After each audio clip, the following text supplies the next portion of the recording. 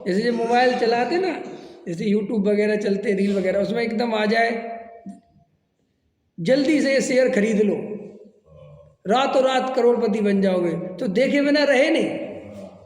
जबकि वो झूठ है, गप्पे सब ऐसे करोड़पति बनते तो क्या नहीं कहना, लेकिन मजा आ जाता है क्योंकि वो शेयर मिले चाहे नहीं मिले, ये भाव भाषण है कि अगर करोड़पति बन गया तो मजा बहुत आ जाएगा। ऐसे ही मैं भगवान हूँ, ये बात मैंने जन्मों जन्मों से स्वीकार नहीं करी, और इस जन्म में मुझे अवसर मिला है स्वीकार करने का, इस भगवान आत्मा को समझने का। और अगर मैंने इस जन्म में स्वीकार कर ली तो मैं अनंत काल के लिए अनंत सुखी हो जाऊंगा, ये बात अंदर में जमती नहीं है, क्योंकि उस आत्मा का अंदर से भरोसा नहीं है, परिचय नहीं है। और ये तो तब है जब अपन ने इतना स्वाध्याय सुना है तब, और जिसने इस आत्मा को सुना ही नहीं, कुछ नहीं किया, तो वो बेचारा पार्श्वनाथ चालीसा पढ़ता है तो क्या गलती करता है, वो तीर्थों की वंदना करके अपने सुख दुख की बात बिठा कहता है भगवान से, तो क्या गलती करता है। आया समझ में कि नहीं। तो पहले नंबर पर कुछ मत करो, कोई ध्यान व्यान करने की आवश्यकता नहीं, निचली भूमिका में। जो ऊपर पहुंच गए भी तो करें, और ध्यान कर तत्व विचार तो करना, लेकिन अभी अनुभूति तब तक घटित नहीं होगी जब तक उस आत्मा की सच्ची प्रतीति नहीं होगी। समझ में आया। और वो सच्ची प्रतीति होगी तो अनुभूति तुरंत होगी, और अनुभूति होगी तो समझ जाना प्रतीति सच्ची है। ये सिस्टम है उसका, पकड़ में आया। तो अपने को पहले ये निर्णय करो कि मुझे प्रथम शुद्ध स्वरूप की प्रतीति हुई क्या, नहीं हुई तो बस इसी लाइन पे बैठ के एकांत में बार बार विचार करो कि मुझे शुद्धात्मा की प्रतीति क्यों नहीं हो रही।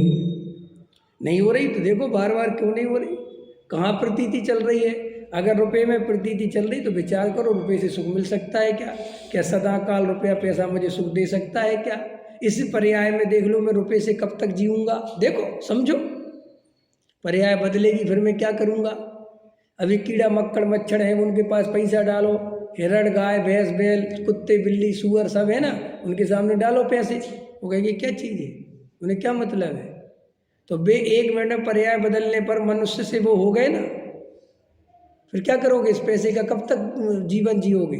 तो यार ये पैसा तो सब कुछ नहीं हो सकता, तुम्हारी पत्नी तुम्हारे बच्चे नहीं की तो प्रतीति चल रही, और सुखी होने के लिए हमने क्या अवलंबन ले रखे भाई, हमारे पास सुखी होने का और क्या आधार है।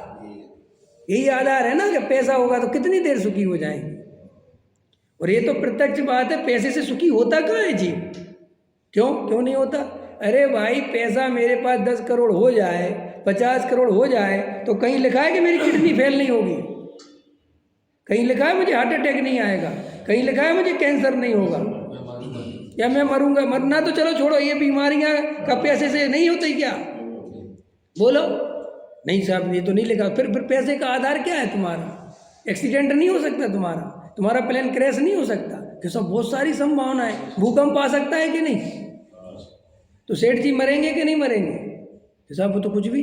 तो इसका मतलब यार ये पैसा तो बहुत कमजोर चीज़ है, इसके भरोसे तो नहीं जी जा सकता।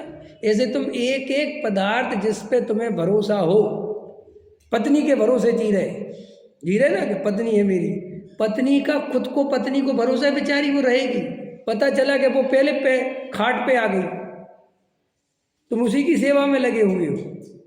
पत्नी पति के भरोसे जी है, भरोसा है पति का कि तुम्हें को उल्टा सेवा ना करनी पड़ जाए। किसके भरोसे, बेटे के भरोसे जी रहे, पता है बेटा तुम्हें क्या करेगा। फिर तो इसका मतलब यार अपन किसी के भरोसे गलत ही जी रहे, बिल्कुल गलत जी रहे हो। फिर किसके भरोसे जिए, किसके भरोसे जिए भाई साहब, किसी के भरोसे जीना क्यों, क्योंकि मैं स्वयं परिपूर्ण आत्मा हूँ, मैं किसी के भरोसे क्यों जीऊँ, मैं अपने कार्य करने में सक्षम हूँ। मेरी जानन क्रिया, मेरा जो स्वभाव है वो किसी के अधीन नहीं है, और वो किसी रोक शोक से रुकता नहीं है। मैं जीव अपनी प्रयोजनभूत क्रिया सदा काल करता है, उसको रोकने वाला कोई नहीं है। ये तो शरीर जर्जर होना ही है, इसमें क्या करना। यदि शरीर का भरोसा करना हो तो शरीर का बताओ, कि शरीर की दशा तो अपन सब जानते ही। तो फिर ये जब सब अपन बैठ के निर्णय करते हैं तो एक आत्मा ही आश्रय करने योग्य दिखाई देता है। जगत में फिर कोई चीज़ आश्रय करने योग्य और फिर मैं भगवान हूँ, मुझे ऐसी बात सुनने मिल गई, मैं अनंत दुखों से बच गया। ये अंदर भाव भाषण करो। जैसा पैसे का भाव भाषण है, ऐसा आत्मा का भाव भाषण करो, और पैसे का पूरी तरह भाव भाषण करो। क्या कहा मैंने देवेंद्र जी? पैसे का भाव अपन ने क्या कर रखा है? अपनी एक प्रॉब्लम ये है कि अपन वस्तु को पूर्ण रूप से नहीं देखते, आधे अधूरेपन से देखते हैं हर चीज को। जैसे अपन ने पत्नी को देखा, ऐसा होता है ना, अपन लड़की देखने गए तो अपन इतने मोहित होते हैं कि वो एक ही पक्ष देख के आ जाते हैं। ये माँ बाप के साथ शादी, पता है माँ बाप को क्यों देखनी चाहिए लड़की? पता है किसी को? लड़के के तो लड़का कहता मैंने पसंद कर ली, बोले तेरे पसंद की कोई दम नहीं। क्यों? कि तू सिर्फ चेहरे ही पसंद करके आए, तेरे बस की और कुछ नहीं है। अभी तू जो मोह में गिरसित है तो वह तू लड़की को देख के आ जाएगा, कुछ नहीं देगा। और माँ बाप जाएंगे तो क्या देखेंगे? सब कुछ देखेंगे, पूरा परिवार देखेंगे, पूरी आगे का देखेंगे, सब विचार करेंगे। समझ में आया? और लड़की के चेहरे पे अकेले नहीं मरेंगे, कहेंगे चलो 12 भावना सुनाओ। मंदिर जाती हो रोज? बताओ, नमोकार मंत्र कर तो बताओ। देखो उससे उसकी परीक्षा हो जाएगी ना ये अपने घर में। आज यही तो हो रहा है। आज हमें बहुत अच्छे से याद है, लड़की देखने जाते थे ना पहले, तो लड़की से ये बाद में पूछते थे कि तुम पढ़ी लिखी कितनी हो, ये पूछते थे पहले के लोग। मंदिर जाती हो रोज? पूजा करना आती है? चलो अष्टद्रव्य के नाम बताओ। ऐसे मैंने 20 लड़कियां दिखवाई ऐसे, समझ में? मैं अपने गांव में ऐसे आते थे लड़की देखने वाले, तो हम लोग छोटे छोटे होते थे, बच्चे होते थे कि भैया तुम उनको ले आना, हम लोग चले जाते थे कक्का के साथ, इनके साथ, तो हम देखते थे सब छोटे में कैसे होते, ऐसे पूछते थे वो। चलो पढ़ अष्टद्रव्य के नाम बोलो, और लड़की नहीं बता पाई तो रिश्ता नहीं होता था। माने वो धर्म को इतना महत्व देते थे कि वो ये समझते थे कि अगर धर्म से जुड़ी है तो सब संस्कार अच्छे हैं, और अगर धर्म से नहीं जुड़ी तो सब संस्कार बेकार है। वो कितना गजब का। और आज क्या कर रखा है, क्या पढ़ रखा है, क्या कर रखा है, और फिर पता ही नहीं कि क्या। फिर रिजल्ट जब बाद में आता है तो लोग रोने बैठ जाते जी हो क्या रहा है। तो तुम्हें जिसका महत्व था वो मिल गया। ऐसे ही तुम्हें धन के बारे में अगर देखना है तो उसका एक पक्ष मत देखो, धन का पूरा। आज धन ही धन के बारे में सोचो कि धन की कितनी औकात है। सोच लो धन के बारे में, अच्छे से सोच लो।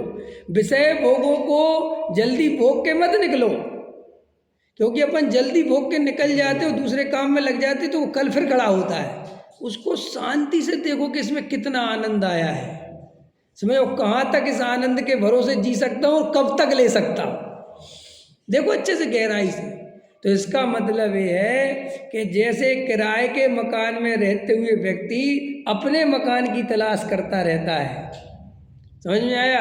ऐसे ही ज्ञानी जीव पंच इंद्रिय के विषय भोगों में बीच में रह रहकर अतीन्द्रिय आनंद के कारण में लगा रहता है। और वो अतीन्द्रिय आनंद का कारण कौन है? वो त्रिकाली ध्रुव भगवान आत्मा।